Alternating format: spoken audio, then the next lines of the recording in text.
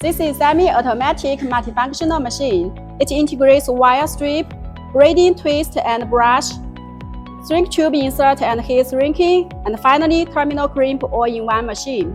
After place wire manually, it can strip wire insulation here, brush and twist the braidings, and then insert shrink tube into the braiding by positioning the wire tip. Some wire need to remove the braiding, so these scissors just cut it off. Furthermore, it heat shrinking the tube in this station. Last but not least, these two crimp machines can crimp same terminal or different terminal, one onto the wire and another one onto braiding. Finally, the mechanical arm will take out finished product into the collecting tray.